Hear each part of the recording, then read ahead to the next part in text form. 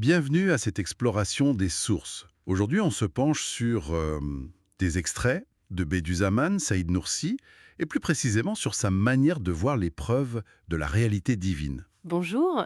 Oui, c'est ça. L'idée, c'est de comprendre comment ces preuves, qui sont pas forcément matérielles, comment elles se manifestent et surtout comment on peut les percevoir. Pas des preuves scientifiques classiques donc. Non, pas du tout. Noursi insiste beaucoup sur la réceptivité. Il parle même des doigts de la critique, comme si une analyse trop froide, trop agressive, ça ferait fuir ces preuves qui sont souvent très subtiles. Intéressant comme image. Oui, et il distingue en gros trois grands types de preuves avec des métaphores assez parlantes. Alors allons-y. Le premier type, il le compare à l'eau.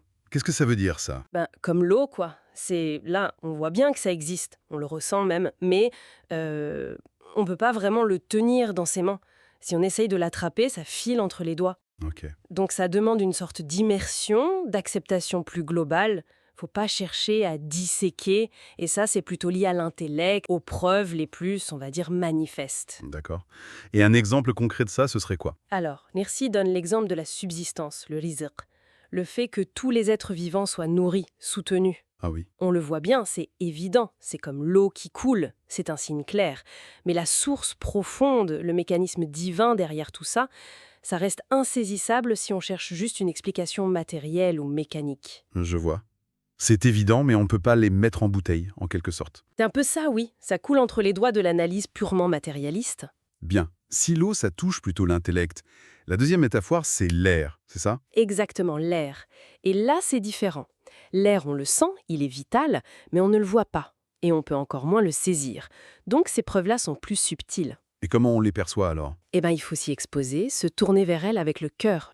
Un peu comme on respire, en fait, consciemment. Mhm. Mais attention, si on s'approche avec du doute agressif ou une volonté de critique systématique, ça les dissipe. Elles s'évanouissent comme l'air qu'on essaierait d'attraper. D'accord. Et un exemple pour illustrer ce type de preuve aérienne. Il parle de la guérison. Quand on retrouve la santé, on sent bien qu'il y a eu un bienfait, une action positive, une sorte de souffle qui restaure. Oui, on ressent le résultat. C'est ça?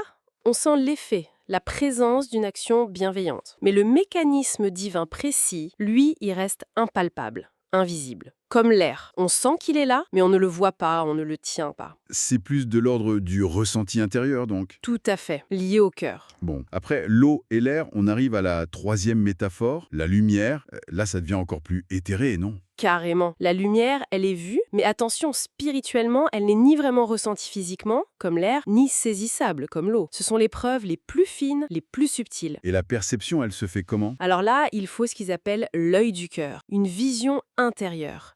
Ça demande une attente, une posture très réceptive.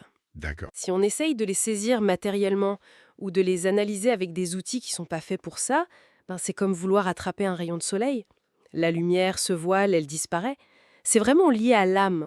Et des exemples de ces preuves lumineuses? Par exemple, la guidance divine, ses intuitions fortes, ses inspirations soudaines qui nous poussent vers le bien. Ah oui, les lumières qu'on peut avoir parfois. C'est ça. Ou même le désir profond d'éternité qu'on trouve en nous. Nursi a une phrase très forte là-dessus. S'il ne voulait pas donner, il ne donnerait pas le désir. Ce désir même est vu comme une preuve lumineuse de l'existence d'autre chose, d'un au-delà.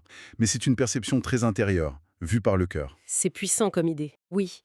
Et ce qui est frappant, c'est cette correspondance, cette sorte de hiérarchie. L'intellect pour l'eau, le plus dense, le cœur pour l'air, l'intermédiaire, et l'âme pour la lumière, le plus subtil. Chaque niveau de preuve a sa faculté de perception dédiée, en quelque sorte. Exactement. Nursik utilise l'analogie de la balance. On ne pèse pas des bijoux précieux avec la balance qu'on utilise pour peser du charbon. C'est pareil pour les preuves spirituelles. Chaque vérité demande son propre instrument de mesure, sa propre faculté. Et cette bassirette, juste pour être clair, ce n'est pas la vue physique, les yeux. Ah non, absolument pas. La basirette, c'est vraiment la capacité du cœur, quand il est purifié par la foi, par les bonnes actions, à percevoir les réalités spirituelles, celles qui échappent au sens et même parfois à la logique purement rationnelle. C'est une faculté qui se cultive en fait. D'accord, très clair. Et un point qui me semble essentiel, c'est l'importance de l'intégration de tout ça. Il ne faut pas exiger la même forme ou la même clarté pour chaque type de preuve. C'est-à-dire? Critiquer une preuve subtile comme une inspiration, parce qu'elle n'a pas la solidité visible de la subsistance universelle, c'est faire une erreur de catégorie. C'est utiliser le mauvais outil, la mauvaise balance. La force de ces preuves réside dans leur ensemble, dans leur convergence. Un peu comme un plongeur qui remonterait à un trésor. Il y aurait différents types de joyaux, certains gros et évidents, d'autres plus petits et discrets, mais tous font partie du trésor. C'est une excellente image, oui, tout à fait. Chaque type de preuve est une facette de la vérité. Isolées, elles peuvent sembler partielles, mais ensemble, elles dessinent une image beaucoup plus riche. D'ailleurs, les commentaires sur Noursi insistent souvent sur le fait que le Coran, par exemple, intègre toutes ces dimensions de preuve, des plus évidentes ou plus subtiles. Bon, pour synthétiser un peu tout ça, Hmm, on a vu ces trois métaphores, l'eau, l'air, la lumière, qui représentent différentes catégories de preuves chez Noursi. c'est ça. Et chacune demande une approche spécifique. L'immersion intellectuelle pour l'eau, la réceptivité du cœur pour l'air, et puis la vision de l'âme, la basirette, pour la lumière. Voilà, c'est tout à fait ça. L'invitation de Nossi, au fond, c'est d'adapter notre manière de percevoir à la nature même de ce qui est à percevoir. Et surtout de cultiver cette bassirette, cette vision intérieure, pour pouvoir accéder aux dimensions plus fines, plus lumineuses de la réalité, celles qui sont au-delà de la simple analyse ou de l'observation matérielle.